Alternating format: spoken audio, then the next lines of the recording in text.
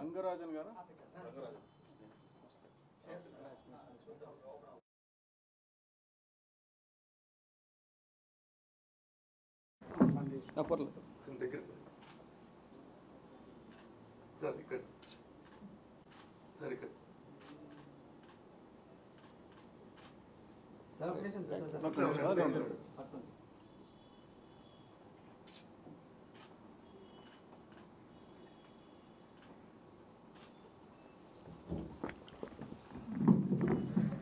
Introduction అండి. It's basically MVR Sastry గారు మీకు అందరికీ తెలిసిన ఆయన ఈనాడు పెట్టినప్పటి నుంచి ఒక 13 సంవత్సరాలు సబ్ ఎడిటర్గా ఈనాడులో చేస్తున్నారు. ఆ తర్వాత ఆంధ్రభూమిలో ఎడిటర్గా ఒక 25 సంవత్సరాలు చేస్తున్నారు. ఆ తర్వాత కాశ్మీర్ కథ నుంచి ఇది చరిత్ర రేపటి నుంచి మార్కెట్లో విడుదల చేస్తున్నారు. ఈరోజు వెంకటరామూర్తి కనుక పెట్టారు. ఈరోజు రేపటికి నేను లిస్ట్ తీసుకొని ఎంతమంది ఇక్కడ మీడియా మిత్రులు ఇంట్రెస్టెడ్గా ఉన్నారో అందరికీ ఒక పుస్తకం చేరేటట్టుగా నేను ఈ వారం లోపల మీకు పుస్తకాలు వచ్చేటట్టు చేస్తాను. మీరు చదివి దాని మీద నెంబర్ ఉంది, శాస్త్రి గారికి డైరెక్ట్గా చెప్పొచ్చు. ఇలా మళ్ళీ ఎప్పుడైనా ఈ పుస్తకం మీద ఒక చర్చ పెడదామంటే ఆ చర్చ తప్పనిసరిగా, ఎందుకంటే ఇప్పుడు కూడా కన్స్ట్రక్టివ్ క్రిటిసిజం ఉండాలి. ఆయన ఏదైనా చెప్తే మనం ఒప్పుకోవాల్సిన అవసరం అయితే లేదు. మీ ఇద్దరం నిత్యం ఏంటంటే ఆయన చెప్పింది నేను ఒప్పుకోను, నేను చెప్పింది ఆయన ఒప్పుకోను, 40 ఏళ్ళు కలిసే ఉన్నాం. కాబట్టి నేను మీడియాని రిక్వెస్ట్ చేసేది ఏంటంటే let us find the truth. సత్యమేవ జయతే అంటాం కాబట్టి శాస్త్రి గారు చెప్పిన దాంట్లో ఎంత సత్యం ఉంది. ఆయన నార్మల్గా ఏదైనా ఒక అక్షరం రాశాడంటే వితౌట్ సపోర్టింగ్ డాక్యుమెంట్ రాయడు. ఎక్కడో దగ్గర లైబ్రరీ నుంచి అథెంటిక్ డాక్యుమెంట్ తీసుకొని ఆ డాక్యుమెంట్ నుంచే కోట్ చేస్తారు తప్ప మామూలుగా అయితే చేయరు. అయితే ఇదివరకు రాసిన 24 పుస్తకాలకి దీనికి డిఫరెన్స్ ఏంటంటే అది ఎప్పుడో జరిగిన చరిత్ర గురించి చెప్తున్నారు. ప్రస్తుతానికి అది దేశం అందరికీ సంబంధించింది. ఇది కేవలం తిరుపతి దేవస్థానంకి సంబంధించింది. తిరుపతి నుంచే ఇది నాంది పలకాలి అంటే దేశం అంతా ప్రపంచం అంతా తిరుగుతాం. బట్ మొట్టమొదటిది తిరుపతి నుంచే మొదలు పెడదాం. పుస్తకావిష్కరణ తర్వాత ఎప్పుడో చేద్దాం, ముందు పుస్తక పరిచయం అని చెప్పి ఇక్కడ ఉన్న తిరుపతిలో ఉన్న ఇంపార్టెంట్ పీపుల్కి ఈ పుస్తకాన్ని నేను ఉచితంగానే పంపిస్తాను. నేను స్పాన్సర్ చేస్తున్నాను. అది శాస్త్రి గారికి ఇవ్వాల్సిన డబ్బులు ఆయనకి, పుస్తక రచయితగా ఆయనకి ఇవ్వాల్సిన డబ్బులు ఆయనకి ఇస్తాము. ఆయనతో యుద్ధం చేద్దాం. ఎందుకంటే ఆయన చెప్పినవన్నీ మనం ఒప్పుకోవద్దు. మనం డెఫినెట్గా ఇందులో నిజానిజాలు నిగ్గు తేలుతాం.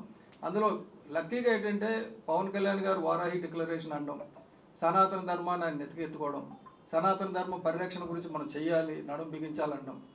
ఆ తర్వాత ఇతను ఇక్కడ హిందూ ధర్మానికి నష్టం జరిగింది, ఒక హిందూ దేవత ఆది దేవత కింద అంటే ఉన్న గుళ్ళన్నీ ఒక ఎత్తు తిరుపతి ఒక ఎత్తు అనుకున్నప్పుడు అక్కడ తిరుపతిలో జరుగుతున్న అవకతవకల గురించి కేవలం పుస్తకం రాయడమే కాకుండా అక్కడ జరిగిన అవకతవకల గురించి సంబంధించిన ఏం చేస్తే నివృత్తి అవుతుందో అది చెప్తూ ఈరోజు ఉదయం దర్శనం అయిపోయిన తర్వాత ఈఓ గారిని కలవడం జరిగింది. శ్యామలరావు గారితో కొద్దిగా సుదీర్ఘంగా చాప్టర్లన్నీ ఆయన కూడా చాలా ఇంప్రెస్ అయ్యి చాలా ఉత్సాహం చూశారు. ఆయన కూడా చెప్పాం టైం తీసుకోండి, ఎందుకంటే మీకు 24 గంటలు 20 గంటలు పనిచేసే పరిస్థితి ఉంటుంది. కానీ తిరుమలకి మళ్ళీ మనం డెఫినెట్గా అంటే తిరుమల తాలూకా ప్రాశస్త్యం ఎంతైతే ఉందో, ఎంత గొప్పతనం ఉందో ఆ గొప్పతనం ప్రపంచాన్ని తెలిసేటట్టు చేయాలి. దానికి మసిపూసి మారిగా చేస్తున్నారు వీళ్ళు. కానీ కొద్దిగా ఆ డైమండ్ని మళ్ళీ కొద్దిగా అంతా క్లీన్ చేసి ఇదిగో మన తిరుమల చరిత్ర ఇది అని తెలిసేటట్టు చేయాలి. అది డెఫినెట్గా ఈ దేవుడు అత్యంత ప్రభావవంతమైన దేవుడు అని చెప్పి ఆయన ఆధారాలతో చెప్తున్నారు. సో ఆధారాల గురించి మనం తర్వాత ఒక 4 రోజుల తర్వాత 15 రోజుల తర్వాత మీ మిత్రులందరూ ఏ రోజు ప్రెస్ మీట్ కాకుండా మీట్ ది ప్రెస్ అంటారు కదా, అలాంటిది పెట్టుకొని శాస్త్రి గారిని పిలిచి ఇదే పుస్తకం మీద చర్చ పెడదాం. మీకు ఎంతమంది కావాలో నాకు లిస్ట్ కాసేపు తర్వాత చెప్తే నేను దాని ప్రకారంగా పుస్తకాలు ఇక్కడికి అందరికీ చేస్తానండి. ఇంకేమన్నా ప్రశ్నలు శాస్త్రి గారితో మాట్లాడాలి? ఒక్క నిమిషం. ఇంకొకటి నేను చెప్పాల్సిన ఒక 2 ఉన్నాయి. ఏంటంటే ఈ తప్పుడు చరిత్రల వల్ల జరిగిన డ్యామేజ్ ఏంటంటే మన అందరికీ కొన్ని దురభిప్రాయాలు ఏర్పడినాయి. అందులో ఒకటేంటంటే ఈ తిరుమల క్షేత్రంలో ఇదివరకు శైవులకి వైష్ణవులకి మధ్య ఏదో పెద్ద గొడవ అయిందని, ఇది శివుడి ఆలయము అసలు విష్ణువుడి ఆలయం కాదని కొట్టుకు తెచ్చారని, దాన్ని తేల్చడానికి రామానుజాచార్యుల వారు వచ్చి వాళ్ళ తగువ తీర్చడానికి ఆయన చెప్పి ఆయన ప్రూఫ్గా ఆయనే వెళ్ళేట కిటికీలోంచి సర్పరూపంలో వెళ్ళి ఆ దేవుడికి శంఖచక్రాలు ఆయన పెట్టారట. మీరు చాలామంది పెద్దవాళ్ళని కథ చాలా సీరియస్గా చెప్తారు. రామానుజాచార్యుల వారే సర్పరూపంలో వెళ్ళి శంఖచక్రం అంతే, అంతకుముందు శంఖం లేదు చక్రం లేదు విష్ణుమూర్తికి, అసలు ఇది గొడవే లేదంటారు. ఇది దీనంతటికి కారణం ఏంటంటే వెంకటాచల ఇతిహాసమాల అనే ఒక పుస్తకం ఉన్నది, టీటీడీ వాళ్ళు వేశారు. దానిలో ఈ కథ అంతా ఉన్నది. నేను అది తప్పుల తడక అనటానికి వెంకటాచల ఇతిహాసమాలని వెంకటాచల పరిహాసమాల అని ఒక అధ్యాయం రాశాను, అది చదివితే మీకు అర్థమవుతుంది. ఇక రెండవది ఏంటంటే, ఈ తిరుపతిలో ఒక భయంకరమైన ముస్లింలు వచ్చి దండయాత్రలు చేశారట. వాళ్ళు వచ్చి ఊచకోతలు కోసారట. ఇక్కడున్న గోవిందరాజస్వామి గుడిలో తలకాయలు బయలు కొట్టారట, దేవుళ్ళని బద్దలు కొట్టారట. తిరుమల గుడిలో గుడి మీద కొండ మీద నమాజులు చేశారట, ఆవులను కోసారట, గోరీలు కట్టారట. ఇవన్నీ జరిగినాయా? ముస్లిముల దుష్కృత్యాలు తిరుపతి క్షేత్రంలో ఇంత భయంకరంగా జరిగినాయి. మనకు సీరియస్గా చరిత్రకారులు చెప్తున్నారు. వీళ్ళందరికీ ఎవడి కథలన్నీ ఎవడు చెప్పాడంటే, ఓ పనికి మాలిన వాడు ఓ శతకం రాశాడు, వెంకటాచల విహార శతకం అని. ఆ విహార శతకంలో వాడేదో పిచ్చి పద్యాలన్నీ రాశాడు. అవి పట్టుకొచ్చి మనవాడు చరిత్రలోకి ఎక్కించాడు. దీంతో ఈయన అసలు ఎక్కడా జరగల. తిరుపతిలో వాళ్ళు వీళ్ళు చెప్పేటువంటి ఘాతుకాలు ఒక్కటంటే ఒక్కటి చేయాల. ఎందుకంటే నేను ముస్లింల పరిపాలన మీద పుస్తకాలే రాసి, ఇంతకు ముందు 1000 ఏళ్ల ధర్మయుద్ధం అని రాశా. నేను కూడా వెతికా, ఏమో నిజంగా తిరుపతిలో అంత భయంకరమైన జరిగితే మనకు తిరగాలి కదా అని. ఒక్క ఆధారం లేదు. కానీ ఈ పిచ్చి పిచ్చి అభిప్రాయాలన్నీ ప్రజల్లోకి రావటానికి తప్పుడు చరిత్రలు కారణం కనుక ఇవి నమ్మటం వల్ల ఏంటంటే, దేవుడి కళ్ళ ముందే ఇవి జరిగితే ఆ దేవుడు ఏం చేయట్లేదు, మోస్ట్ పవర్లెస్ అని దేవుణ్ణి కూడా ఎద్దేవా చేసేటువంటి పరిస్థితులు వస్తున్నాయి. అటుపని అబద్ధాలు ఎక్కువైనాయి, నిజాలు తగ్గినాయి అని చెప్పడం కూడా ఒక ఉద్దేశం. Thank you. చెప్పండి.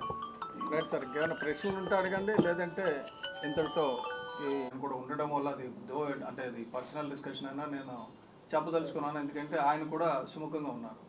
చరిత్ర మీద పరిశోధన చేయండి అన్నారు. ఎందుకంటే మనకు ఒక యూనివర్సిటీ ఇక్కడ ఉంది, మనకు పర్టికులర్గా చరిత్ర అధ్యయన డిపార్ట్మెంట్ ఉంది, మనకు ఎక్స్ట్రా ఖర్చు పెట్టక్కర్లేదు. ఒక కమిటీ వేసి ఈ చరిత్ర మీద ఒక నిప్పు తేల్చండి, అదే ఆ రిపోర్ట్ పబ్లిక్ దొరికేటట్టు చేయండి. అంతేగాని మళ్ళీ చరిత్ర తెలిసిన తర్వాత దాన్ని కప్పేటి ప్రయత్నం చేయొద్దు అంటే, లేదంటే తప్పకుండా వాళ్ళు ఎగ్జామ్ ఉంది. ఎందుకంటే మన కొత్త చైర్మన్ గారు కూడా చాలా ఇంట్రెస్టెడ్గా ఉన్నారు, ప్రభుత్వం కూడా చాలా ఇంట్రెస్టెడ్గా ఉందని చెప్పేసి. అలాగే శాస్త్రి గారు ఉన్నట్టు గత ప్రభుత్వాలు చేసిన తప్పులు, గతంలో టీడీపీ ఉన్నప్పుడు కూడా చేసిన తప్పులు ఉన్నాయి. ఇప్పుడు చంద్రబాబు నాయుడు గారు ఆ తప్పులు మళ్ళీ చెయ్యను అని చెప్పడం కూడా మెన్షన్ చేస్తూ రాశారు. ఎందుకంటే ఎక్కడా ఎవరినో వదలలేదు. కాబట్టి ఎవరికి అంటే జరుగుతూ వచ్చాయి ఇప్పటివరకు. ఇప్పుడైనా సరే మారకపోతే మనకు నష్టం జరుగుతుంది, మన దేశానికి నష్టం జరుగుతుంది, మన హిందూ ధర్మానికి నష్టం జరుగుతుంది, ప్రజలకు నష్టం జరుగుతుంది అనేది శాస్త్రి గారు ఆలోచన అండి. మీ అందరూ కూడా రీసెర్చ్ చేసి పుస్తకాలు మీ అందరికీ ఈ వారంలో అందుతాయి. కొద్దిగా టైం తీసుకుని ఒక 1 వీక్ స్టడీ చేస్తే తర్వాత 15 రోజుల తర్వాత, నెల రోజుల తర్వాత ఎప్పుడు మీరు చెప్తే అప్పుడు మనం చాలా అంటే సుహృద్భావ వాతావరణంలో ఇలా కాకుండా టేబుల్ పెట్టుకొని చర్చ చేసుకునేటట్టు ఒక మంచి ప్లేస్ తీసుకొని కూర్చొని ఒక హాఫ్ డే దీని గురించి చర్చిద్దాం. మీరు దాని గురించి మీరు జర్నలిస్టులు లీడ్ తీసుకోండి. ఎక్స్పెండిచర్ గురించి ఆలోచించకండి. మీట్ ది ప్రెస్ ఎక్స్పెండిచర్ నేను ఇస్తాను, కానీ మీట్ ది ప్రెస్ పెట్టాలి, ప్రెస్ మీట్ కాదు. మీరే పిల్లాలి, మీరు ప్రిపేర్గా ఉండి క్వశ్చన్స్ అన్ని తయారు చేసుకుని దీని మీద ఒక యుద్ధం చేద్దాం, శాస్త్రి గారిని గ్రిల్ చేద్దాం.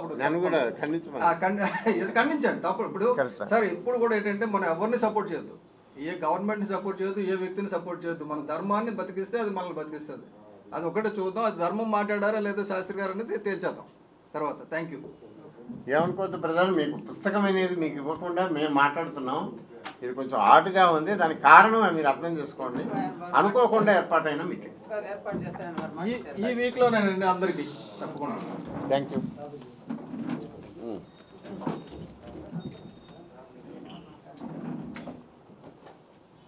సార్ రంగరాజన్ గారు బేసిక్గా ప్రాబ్లం ఏమంటే, మీడియా మిత్రులందరినీ కలవటం సంతోషం. నాకు ఈ ప్రెస్ కాన్ఫరెన్స్లు, మీడియా మీట్లు ఇవన్నీ ఎప్పుడు అలవాట్లేదు. ఇది అలవాట్లేని అవపోసన అంటారు కదా, అట్లా అలవాట్లేని పనికి ఇవాళ ఈ మిత్రుడు నన్ను పురికొల్పాడు. ముఖ్యంగా ముందు నేను కొన్ని 2 వివరణలు ఇవ్వాలి. ఏమిటంటే, ఇప్పుడు మాట్లాడిన ఆయన జనసేన పార్టీకి ప్రధాన కార్యదర్శి బొలిశెట్టి సత్యనారాయణ గారు. ఈయన రోజు టీవీల్లో వాటిల్లో చాలా తీవ్రంగా మీడియాలో కనపడుతుంటారు. ఇక్కడ ఇవాళ మీ ఇద్దరం కూర్చోటానికి జనసేనకి ఏం సంబంధం లేదు. ఆయన జనసేన పార్టీకి ప్రధాన కార్యదర్శి అవటం అనేది యాదృచ్ఛికం, ఇన్సిడెంటల్. ఈయన నాకు 35 ఏళ్ళుగా ఫ్రెండు, పర్సనల్ ఫ్రెండు. అన్నిట్లోనూ ఏది కలిసినా నా గురించి, నా పుస్తకాలు, నా అభిప్రాయాలు జనంలోకి పోవాలని తాపత్రయపడతాడు కనుక నా స్నేహితుడి హోదాలో ఆయన వచ్చాడు. పార్టీకి నాకు సంబంధం లేదు, నాకు ఏ పార్టీతోనూ సంబంధం లేదు. ఇప్పుడు 40 ఏళ్ళుగా జర్నలిస్టులుగా ఉన్నా, 44 ఏళ్ళు. నేను ఒకటే గుర్తు ఇది పెట్టుకున్నా, అధికారంలో ఏ పార్టీ ఉంటే, ఏ ప్రభుత్వం ఉంటే ఆ ప్రభుత్వాన్ని విమర్శించడం అనేది నేను పనిగా పెట్టుకున్నా. ఎందుకంటే జర్నలిస్టు చేయాల్సిన పని అది కదా. ఇప్పుడు ఈ తిరుపతిలోనే అండర్ గ్రౌండ్ డ్రైనేజ్ స్కీమ్ అని Nedurumalli Janardhan Reddy garu underground drainage scheme TTD నిధులన్నీ తీసుకుందామని పెట్టారు 90లో, 91, 92. నేను ఆంధ్రప్రభలో డిప్యూటీ ఎడిటర్గా ఉండి ఫ్రంట్ పేజీలో దాన్ని హోరాహోరీగా దాన్ని వ్యతిరేకించి ఆ స్కీము మాన్పించడంలో నాకు కూడా పాత్ర ఉంది. అంటే ఓ 30 ఏళ్ళుగా ఆ కాంగ్రెస్ ప్రభుత్వంతో మొదలుపెట్టి తర్వాత వచ్చిన ఎన్టీ రామారావే కానీ, చంద్రబాబు నాయుడే కానీ, రాజశేఖర్ రెడ్డి కానీ, చంద్రబాబు నాయుడు మళ్ళా రావటం, జగన్మోహన్ రెడ్డి, ఎవరు వచ్చినా వీళ్ళు ప్రభుత్వానికి ప్రజలకు వ్యతిరేకంగా ఎవరు ఏ నిర్ణయం తీసుకున్నా దాన్ని ఖచ్చితంగా అపోజ్ చేయటం అనేది జర్నలిస్ట్గా నేను పెట్టుకున్నాను. కనుక నాకు పార్టీలతో సంబంధం లేదు, ప్రభుత్వాలతోనూ సంబంధం లేదు. ఇప్పుడు ఇవాళ ఎందుకు వచ్చామంటే, ఈ పుస్తకం ఏదో వచ్చింది, పుస్తకాన్ని బ్రహ్మాండంగా ప్రజలకు పరిచయం చేయటానికి కూడా కాదు. నేను ఇప్పటికీ 24 పుస్తకాలు రాసా, ఇది 25వది. ఇంతకుముందు ఏ పుస్తకం గురించి కూడా మాట్లాడాలి. ఇవాళ మా మిత్రుడు చెప్తే నేను ఎందుకు ఒప్పుకున్నానంటే, కొన్ని విషయాలు చెప్పడం చాలా అవసరం. తిరుపతి అనేది తిరుమల తిరుపతి దేవస్థానాల వల్ల దీనికి ప్రపంచ ప్రఖ్యాతి వచ్చింది. తిరుమల గురించి, తిరుమల తిరుపతి దేవస్థానాల గురించి మీరు వద్దనుకున్నా ప్రతి మీడియాలో, పత్రికల్లో, మిగతా ఛానళ్లలో ఏదో ఒక ఇష్యూ మీద నెలకో 2 నెలలకన్నా ఒక ఇష్యూలు వస్తుంది. దాని మీద పెద్ద వివాదం అవుతుంది. రాజకీయ నాయకులు వాళ్ళు వీళ్ళు హోరాహోరీగా మాట్లాడతారు, ఖండన మండళ్ళు చాలా భీభత్సంగా జరుగుతాయి. తర్వాత ఉన్నటువంటి సద్దుమణుగుతుంది. ఇది సద్దుమణగంగానే ఇంకో వివాదం వస్తుంది. ఇట్లా తిరుమల తిరుపతి దేవస్థానాలు అనేది ఒక వివాదాల పుట్టగా ప్రతి నెలకో 2 నెలలకో ఒక వివాదం లేవటము, ఆ వివాదాలను చూసి అది మీడియా దృష్టిని ఆకర్షిస్తున్నది. కానీ నిజానికి ఈ పుస్తకం ద్వారా నేను చెప్పదలుచుకున్నది ఏమిటంటే, తిరుమల తిరుపతి దేవస్థానాలకు జరుగుతున్న అసలు మోసాలు, అసలు అఘాయిత్యాలు ప్రజలకి, భక్తులకి, మతానికి, ధర్మానికి, రాష్ట్రానికి, మీరు దేనికనుకుంటే దానికి జరుగుతున్నటువంటి అన్యాయాలు, అవకతవకలు, దీని విషయాలు అసలు ఎక్కడ ఫోకస్ కావట్లా. మనందరం కూడా ఏ రాజకీయ నాయకుడో, ఏ పార్టీ వాడో, వీళ్ళంటే గిట్టని వాడో, ఇంకోడో చెప్పినటువంటి ఏదో ఒక అంశాన్ని పుచ్చుకొని దాని మీద నడుస్తున్నది కథ అంతా. కానీ ఈ రాజకీయాలన్నిటి వెనక జరుగుతున్నటువంటి అసలు మోసాలు, అసలు కుంభకోణాలు, అసలు అక్రమాలు బయటికి రావట్లేదు అన్నది నా పాయింట్. ఇది ఎలా జరగట్లేదు అంటే, ఇవాళ ఏదో నిన్నటిదాకా జగన్మోహన్ రెడ్డి ప్రభుత్వం ఉంది, ఇప్పుడు చంద్రబాబు నాయుడు ప్రభుత్వం వచ్చింది కాబట్టి ఆ ప్రభుత్వాన్ని గిట్టని వాళ్ళు ఇప్పుడు అధికారంలో ఉన్న వాళ్ళు వీళ్ళు కనుక మెచ్చుకుంటే వీళ్ళు గొప్పగా అంటారు. రేపొద్దున ఇంకోటి వస్తే వాళ్ళకి సమర్థించిన వాళ్ళు ఇంకో రకంగా మాట్లాడతారు. ఇది పార్టీలకి, ప్రభుత్వాలకి సంబంధించిన విషయం కన్నా ఈ పుస్తకంలో నేను చెప్పదలుచుకున్నది, గడిచిన 75 ఏళ్ళుగా, అంటే మనకి స్వతంత్రం వచ్చినప్పటి నుంచి తిరుమల తిరుపతి దేవస్థానాలకి ఒక అన్యాయం తర్వాత ఒక అన్యాయం జరుగుతున్నది, ఒక అక్రమం తర్వాత ఒక అక్రమం జరుగుతున్నది. ఇవి ఏవి కూడా ప్రజల దృష్టికి రావట్లా. అందుకని ఏం జరిగింది అసలు ఈ 75 ఏళ్ల చరిత్ర ఏమిటి అన్నది కనుక తీసుకుంటే మనకి ఒక స్టన్నింగ్ రివిలేషన్స్, దిగ్భ్రాంతి కలిగించే వాస్తవాలు ఇందులో 38 అధ్యాయాలు ఉన్నాయి. మీడియా మిత్రులకు నా సూచన ఏంటంటే, మీకు ఎవరికైనా ఇంట్రెస్ట్ ఉంటే నేనేం రాశాను, ఈ పుస్తకం పేరు కూడా మీరేం చెప్పక్కల. ఇది నా పేరు, పుస్తకం పేరు ఇంకోటి కాకుండా మీరు ఏ అధ్యాయంలో మీరు ఏది తీసుకున్నా ఒక జర్నలిస్ట్గా ఒక మీడియా యాంగిల్లో కనుక తీసుకుంటే ఒక్క అధ్యాయంలోంచి మీరు కనీసం ఒక 10 స్టోరీలు రాయగలరు. దానికి సరిపడినంత మెటీరియల్, అది ఇది నా అభిప్రాయాలు కాదు, నేను రికార్డెడ్గా ఆధారాలతో, రుజువులతో ఎక్కడ ఏ ఆధారంతో నేను మాట్లాడుతున్నా అనేది వెంటనే పేజీలో పారాగ్రాఫ్ కిందనే ఆధారం చూపిస్తా. ఈ పుస్తకం కోసం మీదే గ్రంథాలయానికి పోకల. ఇవాళ గూగుల్ సెర్చ్ ప్రతి వాళ్ళ చేతిలో స్మార్ట్ ఫోన్ ఉంది కదా, నేను ఇచ్చిన ఆధారం ఏదో సెర్చ్లో కొట్టండి. నేను ఏ డాక్యుమెంట్ అయితే చెప్పానో లేకపోతే ఏ పుస్తకం, ఆ పుస్తకం అంతా మీకు డౌన్లోడ్ అయిపోతుంది. ఫ్రీ డౌన్లోడ్గా మీరు తీసుకొని నేను చెప్పిన పాయింట్ కనుక మీకు కూడా నచ్చితే మీరు దాన్ని ఆధారం చేసుకొని కనుక చేస్తే ఒక్కొక్కళ్ళు ఒక్కొక్క అధ్యాయం నుంచి ఒక 10 ఇండిపెండెంట్ ఇన్వెస్టిగేటివ్ స్టోరీలు రాయొచ్చు. అంత మెటీరియల్ ఉంది. నేను ఒక మీడియా వాడిగా మన మీడియా వాళ్ళకు కూడా కనుక ఈ సంగతి చెప్తే పబ్లిసిటీ నాకు అక్కర్లే. అసలు ఎవ్వరు మీరు నన్ను కోర్టు కూడా చేయొద్దు. నేను ఇచ్చిన ఇన్ఫర్మేషన్ తీసుకోండి. మీ తెలివితేటలు ఉపయోగించి మంచి స్టోరీలు కనుక మీరు రాస్తే మనం నిజంగా జర్నలిజానికి మైలు చేసిన వాళ్ళం అవుతాం. ప్రజలకి ఈ దౌర్భాగ్యులు రాజకీయ నాయకులు అందరూ కలిసి మనందరినీ మోసం చేస్తున్నారు. ఏ పార్టీ ఆ పార్టీ అని కాదు, ఈ పార్టీని నమ్ముకుంటే కాదు. అది ఉన్నది మనకున్నది. ప్రపంచంలో ఎన్నో దేవాలయాలు, ఎన్నో మతాలు ఎన్ని ఉన్నా మన దేశంలోనే కొన్ని వందల కొద్ది ఆలయాలు, పుణ్యక్షేత్రాలు, దేవీ దేవతలు ఎంతమంది ఉన్నా ఆ దేవాలయాలన్నీ ఒక ఎత్తు, తిరుపతి ఒక్కటి ఒక ఎత్తు అని నేను మొదలు స్టార్టింగ్లోనే చెప్పాను.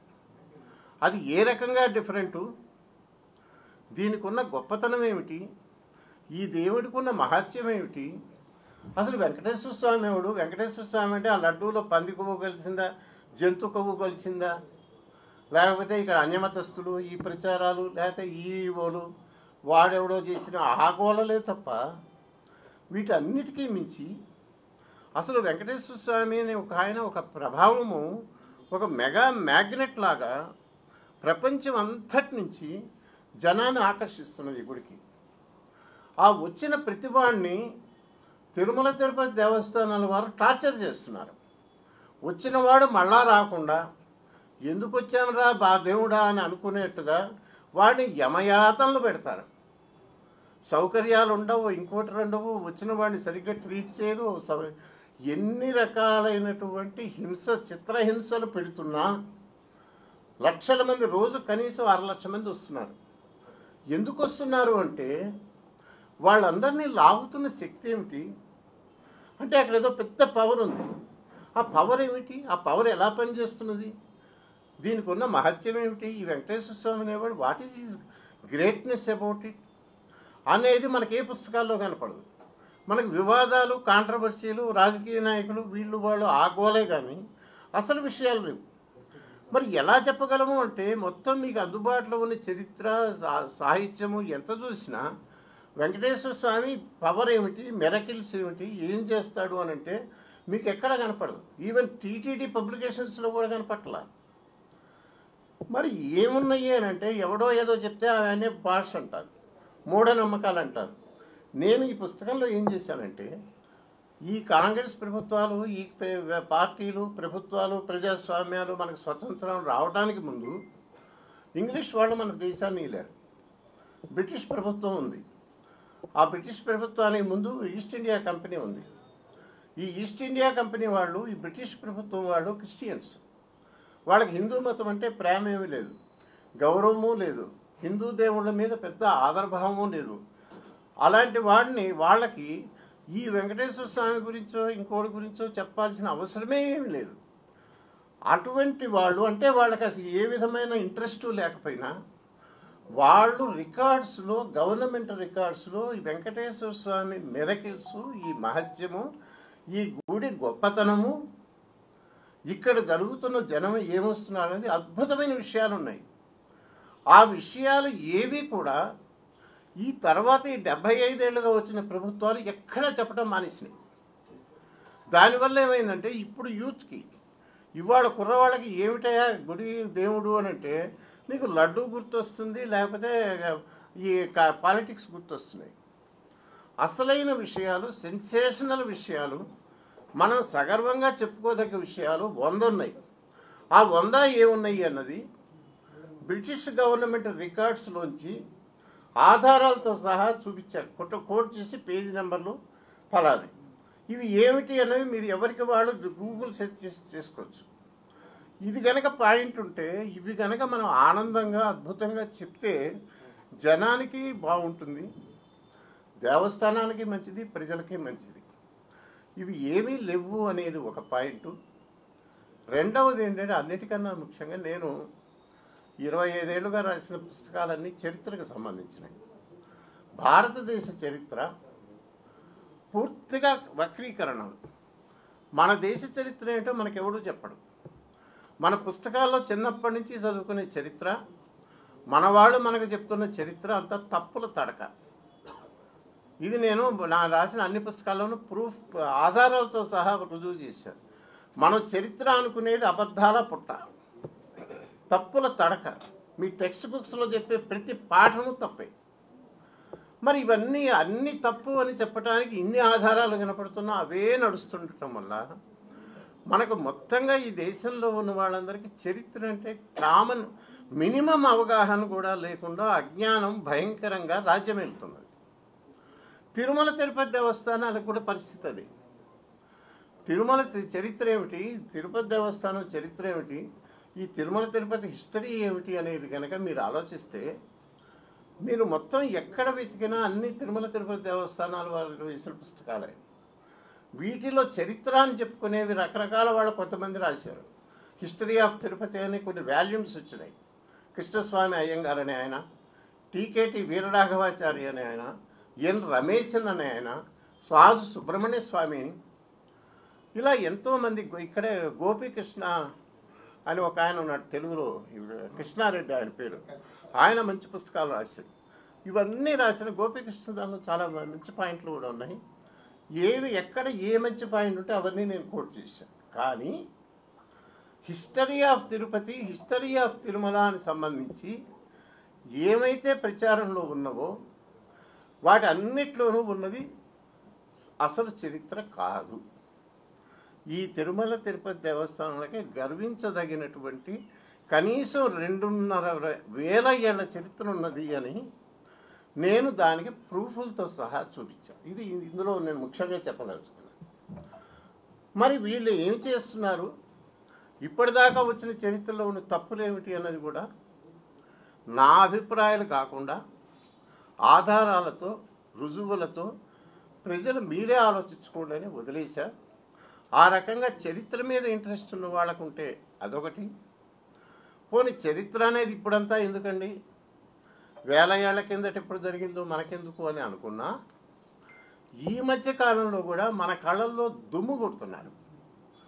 ఎలా దుమ్ము కొడుతున్నారు అంటే, దేవుడికి డబ్బులు ఇచ్చేది హిందువులు, భక్తులు. అక్కడికి ఎవరైతే వస్తాడో వాడు ఆ దేవుడు నాకేదో చేశాడు నమ్మకం కొద్దీ ఆడు ఇచ్చిన డబ్బుల్ని తీసుకొని ఇష్టారాజ్యంగా ఖర్చు పెడుతున్నాడు.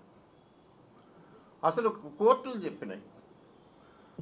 ఇప్పుడు 2008లో జస్టిస్ నరసింహారెడ్డి గారు ఒక అద్భుతమైన తీర్పు ఇచ్చాడు. ఆ తీర్పులో చెప్పాడు, దేవస్థానాలకు సంబంధించిన నిధులు మీ ఇష్టం వచ్చినటువంటి సివిక్ ఎమ్యూనిటీస్కి, ఎడ్యుకేషనల్ ఇన్స్టిట్యూట్స్ రన్ చేయటానికి, ఆసుపత్రులు రన్ చేయటానికి దేవుడి సొమ్ము వాడకూడదయా? దేవుడి సొమ్ము ఇచ్చేది భక్తులు, మీది కాదు. అవి వాళ్ళు ఇచ్చేది వాళ్ళకి దేవుడికి, దేవస్థానానికి, వాళ్ళ మతానికి, మత ప్రచారానికి ఉపయోగపడాలి. కానీ మీ ఆసుపత్రులు కట్టుకోవటానికి, స్కూళ్ళు కాలేజీలు పెట్టుకోవటానికి ఎందుకు అని హైకోర్టులు ఎన్నో తీర్పులు ఇచ్చినాయి. అయినప్పటికీ కూడా చట్టంలోనే మీ దగ్గరే ఉంది సూపర్ స్పెషాలిటీ హాస్పిటల్ అని. అది సూపర్ స్పెషాలిటీ హాస్పిటల్కి తిరుపతి దేవస్థానమే డబ్బులు ఇవ్వాలని చట్టంలోనే చేసేసారు. అంటే ఎవడో క్వశ్చన్ చేయడానికి కూడా లేకుండా. దిస్ ఈజ్ కరెక్ట్లీ మన దేశంలో ఉన్న న్యాయస్థానాలు ఏదైతే తప్పన్నదో తప్పు అన్న ప్రతిదీ వీళ్ళు చేస్తున్నారు. సుప్రీంకోర్టు ఎన్నో తీర్పులు ఇచ్చింది, హైకోర్టు ఎన్నో తీర్పులు ఇచ్చింది. ఆ తీర్పులు ఏవి అమలు కావట్లేదు, అమలుని లెక్క చేయట్లా. దీనివల్ల ఏంటంటే న్యాయం మీద మనం మతం సంగతి, దేవుడి సంగతి పక్కన పెట్టినా, ఒక చట్ట ప్రకారము రాజ్యాంగబద్ధంగా వ్యవహారం నడవాలి అని కోరుకునే వాళ్ళకు కూడా దిగ్భ్రాంతకరమైనటువంటి అవకతవకలు జరుగుతుంటే ఎవడు క్వశ్చన్ చేయట్లా. అసలు అక్కడ అంత అవకతవకలు జరుగుతున్న సంగతే తెలియట్లా. ఎందుకు అని అంటే మన దృష్టి పడకుండా ఒక తెర ఒకటి అడ్డం పడింది. ఆ తెర తొలగించి చూస్తే భయంకరమైన వాస్తవాలు కనపడతాయి. ఈ భయంకరమైన వాస్తవాలు ఇవయ్యా. ఇవి మీరందరూ ఇది ఒక్కటి, నేనేదో పుస్తకం రాస్తాను, ఓ 1000 కాపీలో 4000 5000 కాపీలో అమ్ముకుంటా. ఈ 5000 కాపీలో మాకేవో డబ్బులు వస్తాయి, అంతే కదా, పేరు వస్తుంది, అక్కడితో అయిపోతుంది. కానీ ఇది కొన్ని లక్షల మందికి తెలియాల్సినవి. కొన్ని వందల మంది ఈ విషయం కనుక తెలిస్తే మీలాంటి వాళ్ళు ఒక్కొక్కళ్ళు కుర్రవాళ్ళు అందరూ కనపడుతున్నారు. మేమంతా మా వయసు అంతా అయిపోయింది, మీరందరూ చిన్నవాళ్ళు కొత్తగా ఫీల్డ్లోకి వచ్చిన వాళ్ళకి మీకు కనుక ఇన్ఫర్మేషన్ ఇస్తే మీరు అద్భుతంగా పనిచేయగలరు. కాబట్టి మీకు ఎక్కడ దొరకదు. ఎందుకంటే మన కర్మ ఎట్టబట్టిందంటే మన మీడియా మనకి ఏ రాజకీయ నాయకుడు ఏదో చెత్తో ఆభరణము తెచ్చి వేయకపోతే మనకు వార్త దొరకట్లా. ఇలాంటి పరిస్థితుల్లో మనకి వీళ్ళు ఎవ్వరూ అక్కర్లేదు. ఒక గోల్డ్ మైన్ బంగారపు గని లాంటి వాస్తవాలు మనకి దగ్గరే ఉన్నాయి అన్న సంగతి నేను ఈ తరం జర్నలిస్టులకు చెప్పటం. ఇలా గనక ఈ విషయాలు మీరు గనక ముందుకు తీసుకెళ్తే నా పేరు, నా పుస్తకం పేరు, నా కృషి ఏమో ఎవ్వడ క్రెడిట్ ఇవ్వాల్సిన పని లేదు. కానీ మీరందరూ కనుక చేస్తే ఇన్ని రకాలుగా ఒక్కటి చేసిన దానికన్నా 100 మంది చేస్తే ఇంకా మంచిది. దేవస్థానానికి మంచిది, సమాజానికి మంచిది, దేనికైనా మంచిది. అందుకని అందరి దృష్టికి తేవటం మంచిది అని నా ఉద్దేశం. కాబట్టి ఏదో పుస్తకావిష్కరణ, పుస్తకం గురించి ఎవడో వస్తాడు, అయ్యా నేను ఇంత గొప్ప పని చేశానని చెప్తాడు, ఈయన చాలా గొప్పవాడని ఇంకోటి చెప్తాడు. ఇక ఒకటి డబ్బా ఒడగొట్టుకోవటానికే వాడుతున్నారు పుస్తకాలు. కాదు, ఇది పుస్తకము అనేది పబ్లిక్ ప్రాపర్టీ. నేను రాసిన తర్వాత పబ్లిక్ ప్రాపర్టీ అయింది, ఎవరైనా వాడుకోవచ్చు, మీడియాకి ఉపయోగపడుతుంది, మీ ద్వారా సమాజానికి కొత్త విషయాలు తెలియవచ్చు. నాకు ఏదో నేనేం జీవితాంతం కృషి చేసింది కాదు. జస్ట్ ఒక 3 నెలలు నేను కంప్యూటర్ ముందు కూర్చొని తిరుపతి గురించి ఒక పుస్తకం రాద్దాం అనుకుంటే నాకు ఇన్ని విషయాలు తెలిసినాయి. ఇక్కడ పుట్టి పెరిగిన వాళ్ళకి నాకన్నా కూడా మీకు బాగా తెలుసు. ఒక యాంగిల్, ఒక లైన్ కనుక ఇస్తే దీన్ని అందిపుచ్చుకొని కనుక మీడియా పనిచేస్తే మీరు అసలు మీకు అద్భుతమైన సత్యాలెన్నో ఆవిష్కృతమవుతాయి సోదరులారా అని చెప్పటం ఒకటి.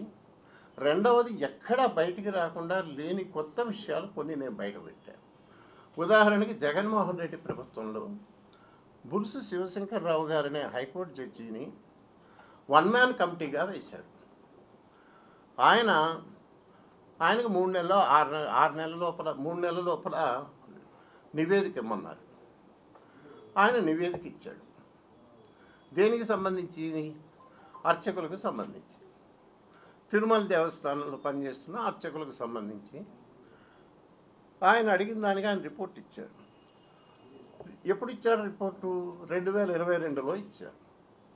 ఆయన అపాయింట్ చేసినట్టు, జీవో వచ్చినట్టు మీడియా రిపోర్ట్ చేసింది. ఆయన పనిచేశాడు ఏదో అనేది అప్పుడప్పుడు మీడియా రిపోర్ట్ అయింది. ఆయన రిపోర్టు సబ్మిట్ చేసి ఇప్పటికి 2 ఏళ్ళు దాటింది. చాలా గొప్ప విషయాలు ఆయన చెప్పాడు. అసలు ఏది అనేది జనానికి తెలియదు. దాని మీద దుమ్ముగా కట్టగట్టి అటక మీద ఎక్కిచ్చేశారు.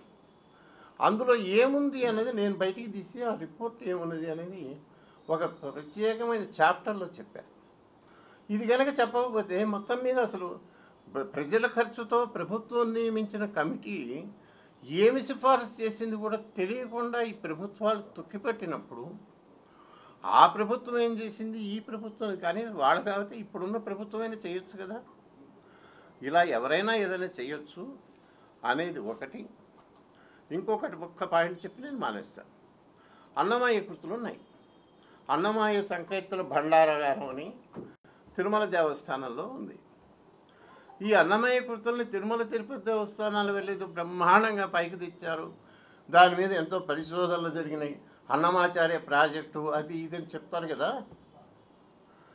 నేను కొన్ని విషయాలు చెప్పాను ఆధారాలతో. అన్నమయ్య రాసిన మొత్తం కీర్తనలు ఆయన మనవడే రాసిన, ఆయన జీవితకాలంలో ఆయన తాతగారు రాయటం చూసినటువంటి మనవడే చెప్పిన లెక్క ప్రకారం 32,000 కీర్తనలు, కృతులు, అన్నమయ్య కృతులు. ఇవాళ మీకు మొత్తం కలిపి తిరుమల దేవస్థానాల వాళ్ళ ద్వారా బయటకు వచ్చి ఆ సంకీర్తన భండారంలో ఉన్నటువంటి లెక్క ఆ రాగి రేకులు అన్నీ కలిపితే లెక్క తేలినవి 14,000. 32,000 రాసినట్టు రికార్డు ఉంది, మనకు 14,000 ఉన్నాయి. అంటే మనం చాలా గొప్పగా చెప్పుకున్నటువంటి అన్నమాచార్య రాసిన కృతుల్లో మనము నిలుపుకున్న వాటికన్నా పోగొట్టుకున్నవి ఎక్కువ. 18,000 పోయినాయి, 14,000 మిగిలినాయి. సిగ్గుపడాల్సిన విషయం కదా. అది ఎందుకు పోయినాయి, ఏమైనాయి, అవి ఇప్పటికి కూడా తలుచుకుంటే కొన్నైనా రిట్రీవ్ చేయొచ్చు అని నేను చెప్తున్నాను. ఇవి ఫలానా అహోబిల దేవస్థానంలో కొన్ని ఉన్నాయి, శ్రీరంగం దేవస్థానంలో ఉన్నాయి అన్నట్టుగా ఆధారాలు ఉన్నాయి. ఇవో ఆధారాలు. ఇవి కనుక మనం కాస్త కృషి చేస్తే ఇంకా కొత్త విషయాలు తెలిస్తే మంచిది కదా నాయన అనే ఇది మీకు చిన్న ఒక ఉదాహరణగా చెప్పాను. ఇటువంటి చెప్తూ పోతే ఇంకా చాలా ఉంటాయి. ఇప్పుడు ఇంకా నేను మీకు విసిగించను.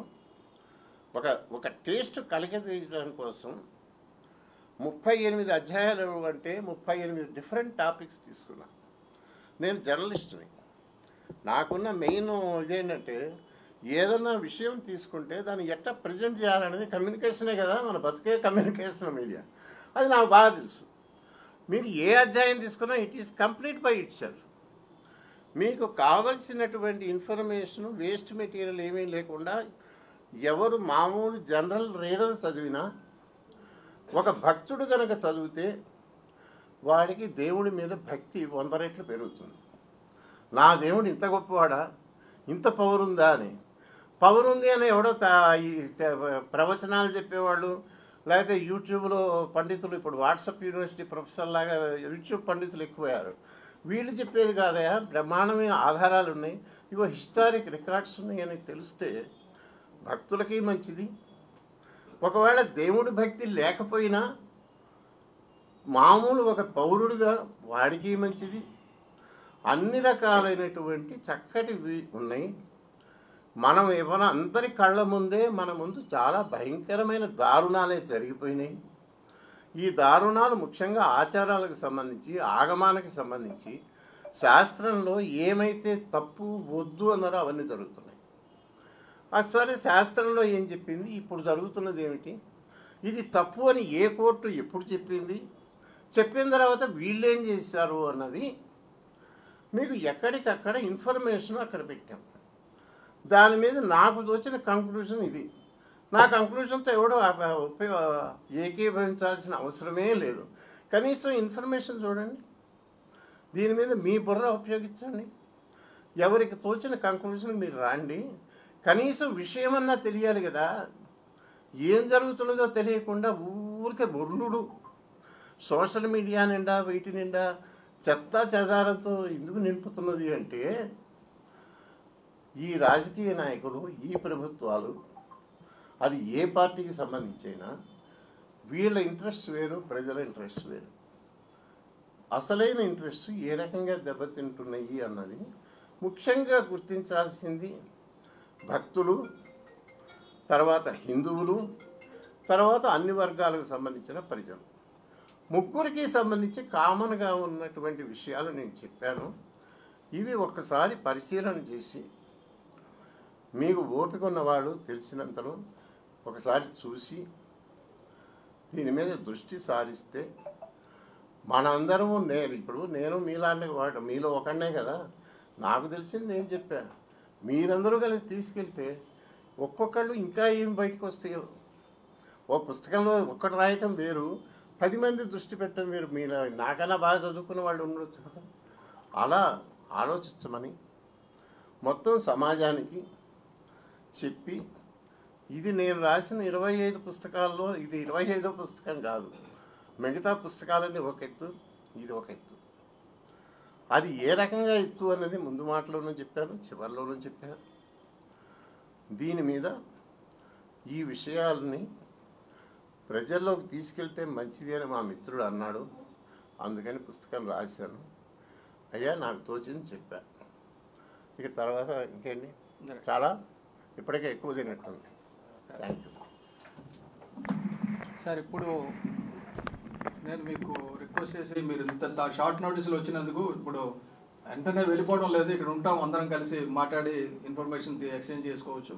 ఇంకేదైనా మీరు చెప్పదలుచుకుంటే నిర్మోహమాటంగా చెప్పవచ్చు. అది అనుకోకుండా వచ్చాం, ఇవాళ వచ్చింది దేవుడికి దండం పెట్టి వెళ్ళిపోదామని వస్తే, ఇది అనుకోకుండా వచ్చింది కాబట్టి పుస్తకం మామూలుగా వస్తే మీ అందరికీ తల పుస్తకం ఇవ్వద్దు, నేను ప్రిపేర్డ్గా రాలా, అది కారణం. విశ్లేషణ ఏమైనా జరిగిందా సార్? ఆవిష్కరణ ముందే విశ్లేషణ ఏమైనా మీకు కావాల్సిన సన్నిహితులు, మీకు అనుభవం ఉన్నవాళ్ళు ఎవరితో చర్చించారా? నేనండి చర్చించాను తిరుమలలో, తిరుపతిలో. ఇప్పుడు కాదు కదా, నేను ఇప్పటి వాడిని కాదు. ఈనాడులో 82లో ఈనాడు ఎడిషన్ స్టార్ట్ అయింది. నేను రేణుగుంటలో ఉన్నా. రేణుగుంటలో ఉండి ఆ ఈనాడు మొదలుపెట్టినప్పుడే నేను దీని గురించి స్టడీ చేశాను, పుస్తకాలు తెప్పించాను, చదివాను. అలాగే ఈ మధ్య ఒక్కొక్క నా హయాంలో ఇప్పుడు 44 ఏళ్ళు అంటే నేను ఎన్ని ప్రభుత్వాలను చూసానో నాకే గుర్తులేదు. అన్ని ప్రభుత్వాలు మారినాయి. వచ్చిన ప్రభుత్వంలో ఏదో ఒక డ్యామేజ్ చేసే పోతున్నది టీటీడీకి. వీళ్ళు చేసిన ప్రతిసారి దాని గురించి చదవాలంటే మామూలుగా న్యూస్లో రాస్తాం. ఇప్పుడు మాబోటి ఎడిటర్స్ ఏం చేయాలి? న్యూస్ రాసి ఊరుకోలేం కదా, వెనక బ్యాక్గ్రౌండ్ కోసం రకరకాల వాళ్ళతో నేను మాట్లాడి, ఇప్పుడు కాదు 30 ఏళ్ళుగా మాట్లాడుతున్నా.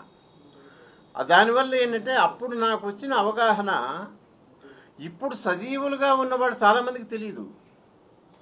అందుకని ఏమైందంటే పోను అసలు అందరికీ తెలివి తగ్గిపోయింది. నేను 30 ఏళ్ళుగా ఇక్కడ తిరుపతిలోను, తిరుమలలోను, పైన కింద బయట ఉన్న పెద్దలు పండితులతో మాట్లాడటం వల్ల నాకు వచ్చిన విషయాలు కనీసం పుస్తకంలో రాసి అక్కడ పెడితే వచ్చే తరం వాళ్ళకైనా ఇది ఉపయోగపడుతుంది, లేకపోతే అసలు చెప్పేవాడు కూడా లేకుండా పోతాడని చెప్పారు. కాబట్టి ఇది నేను ఒక్కని రాసింది కాదు, ఇక్కడ ఉన్న చాలామంది, నేను తెలియని వాళ్ళు చాలా తక్కువ మంది ఉంటారు. కాస్తో కూస్తో తెలుసు అన్న ప్రతివాడిని నేను మాట్లాడాను. దొరైరాజు గారని ఒక ఆయన ఉన్నాడు, ఇప్పుడు 95 ఇయర్స్ ఉంటాయి ఆయనకి. తిరుపతిలో ఇక్కడ హైదరాబాద్లో ఉన్నాడు ప్రస్తుతం. హైదరాబాద్ ఇక్కడే ఉన్నట్టున్నాడు. అటు ఆయన చాలా హైలీ ఇన్ఫార్మ్డ్, ఆయనతో మాట్లాడాను. అట్లా చాలామందితో ఇప్పుడు కాదు చాలా కాలంగా మాట్లాడింది. ఇందులో నా అభిప్రాయాలు ఏం లేవు, ఉన్న ఫ్యాక్ట్స్ చెప్పడం. దానికి నాకు ఎంతోమంది ఇక్కడ పండితులే చాలామంది సహకరించారు.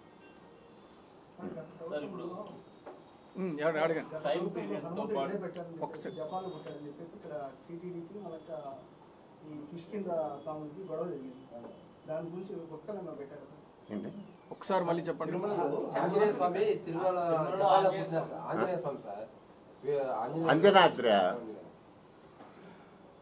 అంజనాద్రి నిజానికి ఇది ఆంజనేయ స్వామి పుట్టి, అంజనాద్రి పేరులోనే ఉంది కదా. తర్వాత శ్రీరంగం, ఇప్పుడు ఒక చాలామందికి తెలియని విషయం ఏంటంటే ఇక్కడ రంగనాయక మండపం అని ఉంది తిరుమల గుడిలో. దానికి ఆ పేరు ఎందుకు వచ్చిందంటే శ్రీరంగంలో తెలుసు కదా మీకు, సుప్రసిద్ధమైన శ్రీరంగం దేవస్థానంలో ముస్లింల దండయాత్ర వల్ల ఆ గుడి ధ్వంసమైతే 46 ఏళ్ల పాటు శ్రీరంగం గుడి మూతపడింది, పూజ లేదు, పునస్కారాలు లేవు. అప్పుడు అక్కడున్న దేవుణ్ణి ఉత్సవ విగ్రహాలను ఇక్కడికి తీసుకొచ్చారు, తిరుమల తీసుకొచ్చి తిరుమలలో పెట్టారు. అప్పుడు వెంకటేశ్వర స్వామికి, శ్రీరంగనాథుడికి రోజు పూజలు జరిగేవి. అందుకని దానికి రంగనాథ మండపం అన్నారు, రంగమండపం అని పేరు వచ్చింది. అయినప్పుడు ఆ 46 ఏళ్ల తర్వాత మళ్ళా శ్రీరంగం దేవుణ్ణి అక్కడికి పరిస్థితులు చక్కబడ్డాకెళ్ళి ప్రతిష్ట చేసినప్పుడు వాళ్ళు శ్రీరంగం దేవస్థానం గోడల మీద, ప్రాకారం మీద ఒక శ్లోకం చెక్కిచ్చారు. అందులో అంజనాద్రిలో అక్కడ ఉన్నాడు అని ఉన్నది. ఎవడు? శ్రీరంగనాథుడు వచ్చి, అంజనాద్రి అంటే మనం అనుకుంటున్న తిరుమల క్షేత్రమే. అందులో రకరకాలలో అంజనాద్రి కూడా ఉంది కదా, ఆంజనేయుడు పుట్టిన స్థలం అని. దురదృష్టం ఏమిటంటే ఈ విషయాలు మన వాళ్ళలోనే ఎక్కువ పరిశోధన ఇది తగ్గటం వల్ల తగ్గిపోయింది. నిజానికి ఇదే ఆంజనేయ స్వామి పుట్టిన ఇది అనటానికి ఆధారాలు ఉన్నాయి. కాకపోతే నేను దాని విషయం నేనేం చర్చించలేదు. ఎందుకనంటే ఆంజనేయ స్వామి ఇక్కడ పుట్టినా ఎక్కడో అయితే పుట్టాడు కదా, ఆయన ఎక్కడ పుట్టాడు, ఏం చేశాడు అన్నది గొప్పతనం కనుక దానికన్నా కూడా అత్యవసరంగా ముఖ్యంగా మనం మాట్లాడాల్సిన విషయాలు ఇంకా చాలా ఉన్నాయి. కాబట్టి నేను దాని గురించి ప్రస్తావించలేదు. కానీ ఆ పాయింట్ కరెక్టు, అంజనాద్రి అనేది ఆంజనేయ స్వామి దాని నుంచే వచ్చింది. ఓకే, హిస్టరీ అనేది వచ్చి ఒక డేట్ అండ్ టైం పీరియడ్తో ముడిపడి ఉంది. ఆ అక్కడ కన్ఫర్మ్ అయినది హిస్టరీ అంటాం. అది తెలియని పక్షంలో అది మిథాలజీ గానో పురాణాల్లో ఉండడమో అయిపోతుంది. హిస్టరీ అంటే ఒక టైం పీరియడ్, డేట్, క్రానలాజికల్ ఎరాలో ఫిట్ అయితేనే హిస్టరీ అంటాం సార్. లేకపోతే ఎప్పుడో జరిగిందంట అని ఒక హియర్సే ఇది ఉంటే అది మిథాలజీగా ఉండిపోతుంది. ఇక్కడ మిథాలజీకి హిస్టరీకి ఎక్కువ కన్ఫ్యూజ్ అయిపోవడం వల్ల మీరు చెప్పినవన్నీ జరిగిపోతా ఉంది. దానికి మీరు హిస్టారియన్స్ కి మీరేం పిలిపిస్తారు ఈ పుస్తకం ద్వారా? మనకు ప్రాబ్లం ఏంటంటేనండి, మన హిస్టరీ రాసే వాళ్ళకి హిస్టరీ తెలియదు. మెయిన్ ఎందుకు తెలియదు అని అంటే, వీళ్ళందరూ హిస్టారియన్స్ అని పేరు రాసుకోవాలంటే వాళ్ళకి డిగ్రీలు చదవాలి, యూనివర్సిటీలకు పోవాలి, స్టాండర్డ్ టెక్స్ట్ బుక్స్ రాయాలి, చదవాలి. ఈ టెక్స్ట్ బుక్స్ మీద పెట్టిన పరీక్షల్లో వాళ్ళకి డిగ్రీలు రావాలి. ఈ డిగ్రీలు రావాలంటే వాటికి రాసిన పుస్తకాలు రాసిన వాళ్ళు, బళ్ళల్లో వాళ్ళకి నేర్చుకున్నటువంటి చరిత్ర పుస్తకాలు రాసిన వాళ్ళు భారతదేశ చరిత్రను ఎట్లా అణగదొక్కాలి అనే ఒక దుర్బుద్ధితో బ్రిటిష్ వాళ్ళు, అప్పటిన్న బ్రిటిష్ పాలకులు వాళ్ళ ప్రయోజనాలకు తగ్గట్టుగా మన చరిత్రని వక్రీకరించి రాశారు. దాన్ని చదువుకున్న వాళ్ళు ఇప్పటికీ హిస్టారియన్స్గా చలామణి అవుతే, వాళ్ళకి నేర్పిన తప్పుడు చరిత్రనే వీళ్ళు కొలమానాలుగా పెట్టుకోవటం వల్ల నిజమేమిటో మన కళ్ళ ముందు కనపట్టాల. మీకు ఒక ఎగ్జాంపుల్ చెప్తా. ఆది శంకరాచార్యుడు ఉన్నాడు. ఆయన ఎప్పటివాడు అంటే, మీరు ఎవరినైనా అడగండి, శంకర జయంతి చేస్తుంటారు, ఎవరినైనా అడగండి, 8th century AD అంటారు. అంటే ఇప్పటికి ఎన్నాళ్ళు అయింది 8th century అంటే? మనం 21st century, ఒక 1300 ఏళ్ల కిందటి వాడు. ఈ ఆదిశంకరాచార్యుడు తిరుమలలో స్ఫటికలింగాన్ని ప్రతిష్ఠ చేశాడు, శ్రీశంకర యంత్రం పెట్టాడు. దానివల్లనే దీనికి చాలా ఆకర్షణ వచ్చింది అని మీరు పాత వాళ్ళు, పెద్దవాళ్ళు ఎవరిని అడిగినా చెప్తారు. దానికి ఆధారాలు ఉన్నాయి, బ్రిటిష్ వాళ్ళ కాలం నుంచి ఉన్న ఈ మాట. ఈ ఆదిశంకరాచార్యుడు వచ్చి స్ఫటికలింగం పెట్టాడు అని అంటే, ఆయన ఎప్పటివాడు అని అంటే, వీళ్ళు అంటున్న 1300 ఏళ్ళు కాదు, ఆయన ఇప్పటికి 2500 ఏళ్ల కిందటి వాడు అనటానికి తిరుగులేని సాక్ష్యాధారాలు ఇప్పటికి 25 ఏళ్ల కిందనే నేను ఏది చరిత్ర అనే పుస్తకంలో రాశా. దానిలో నేను చెప్పిన ఆధారాలన్నీ కూడా మళ్ళీ ఇందులో కూడా రిపీట్ చేసి, వీటిని ఇప్పటి వరకు ఏ చరిత్రకారుడు, ఇవన్నీ కొత్త విషయాలు కాదు, అందరూ చెప్తున్నా, వీళ్ళందరూ వాటి కూడబలుక్కొని ఈ మాట చెప్పకపోవటం వల్ల ఏమైందంటే, అందరూ ఒక అబద్ధాన్ని చెప్తే ఆ అబద్ధమే నిజమై కూర్చున్నది. అసలైన నిజమేమిటి అంటే, ఆదిశంకరాచార్యుడు 2500 ఏళ్ల కిందటి వాడు అంటే, 2500 ఏళ్ల కిందట ఆదిశంకర భగవత్పాదుడు తిరుమల క్షేత్రం వచ్చాడు అని మనకు ప్రూఫ్ ఉన్నప్పుడు, తిరుమల చరిత్ర కూడా కనీసం 2500 ఏళ్ళు ఉండాలి కదా. అది మానేసి ఈ తమిళియన్స్ రాశారు పుస్తకాలు, చరిత్ర పుస్తకాలు ఎక్కువగా. టీటీడీ వాళ్ళ సినిమా కూడా. ఈ తమిళియన్స్కి ఏంటంటే వాళ్ళ చరిత్ర, వాళ్ళకేదో శిలప్పధికారం అని, తొలికాప్యం అని, సంగమ సాహిత్యం అని ఏవో ఉన్నాయి. వాటిని ఆధారంగా తీసుకొని వాళ్ళు చెప్పారు. వీటిని తలదనినటువంటి ఆధారాలు ఇంకా ఉన్నాయి. మీరు చెప్తున్న ఆధారాలు బట్టి చూస్తేనేమో మీ చరిత్ర 1000 ఏళ్ళ కూడా దాటట్లేదు. ఈ దేవస్థానానికి 2500 ఏళ్ళ చరిత్ర ఉన్నది అని నేను అన్నది ప్రూఫ్లతో చూపించాను. అది ఇందులో ఉన్నది. అందుకని మైథాలజీ లేదు, హిస్టారియన్ లేదు, ఉన్నది ఫ్యాక్ట్. ఈ ఫ్యాక్ట్ మనం చూస్తామా చూడమా? మనం ముందే ఏదో మన కళ్ళకు గ్రంథాలు కట్టేసుకొని నమ్మకపోతే మనల్ని ఎవడు, మనం 70 ఏళ్ళుగా ఈ దేశం అంతా అట్లాంటి మూర్ఖత్వంలోనే ఉన్నది. ఇప్పటికన్నా అది పటాపంచలు చేస్తే, తిరుమల తిరుపతి దేవస్థానానికి డబ్బులు అయితే బోలెడు ఉన్నాయి కదా, వాళ్ళు కనుక పూనుకుని అసలు చరిత్రని ఆధారాలతో గొప్ప గొప్ప చరిత్రకారులు, నేనైతే చరిత్రకారుని కాదు, నన్ను మించిన చరిత్రకారులు దేశంలో ఎంతమంది ఉన్నారు? వాళ్ళు తలుచుకుంటే వాళ్ళ చేతిలో ఎన్ని యూనివర్సిటీలు ఉన్నాయి? ఆ యూనివర్సిటీలో ఎవరో ఒకళ్ళని పెట్టి అసలైన చరిత్ర రాయించండియా. మనందరికీ గర్వపడేటువంటి చరిత్ర ఎంతో ఉన్నది, మరుగున పడుతున్నది అని చెప్పటం కోసం మనం ఈ పాయింట్లు చెప్పాం. కాబట్టి ఇక్కడ ఉన్నది వాస్తవ చరిత్ర, 2 అబద్ధాల చరిత్ర. మైథాలజీ, హిస్టరీ అని మనం అనుకోవద్దు. అదంటే మళ్ళీ ఆ బొందలో పడతాం. మనల్ని అందరూ మన కళ్ళు కప్పటం కోసం వీళ్ళు మనం ఏది చెప్పినా మైథాలజీ అంటారు. కృష్ణుడు మైథికలు, రాముడు మిథికలు, పురాణము పుకిటి పురాణాలు అని చెప్పటం వల్ల మనకు డ్యామేజ్ అయింది కనుక అది కాదు. అసలు చరిత్రని కళ్ళు తెరిచి చూస్తే కనపడుతున్నది ఇది. మనం కళ్ళు తెరుద్దామా కళ్ళు మూసుకునే ఉందామా, రెండే పాయింట్. ఏమైనా ఇప్పటికే చాలా హెవీ అయిపోయిందా? కానీ లడ్డు వెంకటేశ్వర లడ్డు మార్ట్ అని నేను ఒక అధ్యాయం రాశాను. అందరూ అధ్యాయం లడ్డు గురించి మాట్లాడుతున్నారు కదా, దీని గురించి కూడా కనీసం ఇది సమకాలికమైన సబ్జెక్టే కదా, మీరు దానిలో కూడా చాలా విషయాలు ఉన్నాయి చెప్పాల్సినవి. ఈ కల్తీలు అవి ఇవి పర్చేజ్లు అవి వీటికన్నా కూడా ఇవన్నీ ఈ గోళ. ఇప్పుడు 3 నెలల కింద ఏదో అందరూ మాట్లాడారు, ఇప్పుడు ఎవరన్నా మాట్లాడుతున్నాడా? అయిపోయాయి. ఏమైపోయింది? ఖుష్ అయిపోయింది. ఇట్లా అంటే వీటి ఇట్లా చేసే కన్నా ఈవెన్ లడ్డూ గురించి కూడా మనం చాలా విషయాలు కళ్ళు తెరిచి ఉన్నాయి అని చెప్తున్నా. ఇవి కూడా మీరు ఆలోచించు. ఇంకేనా? ఇంకొక చిన్న విషయం అండి, ఈరోజు ఈఓ గారిని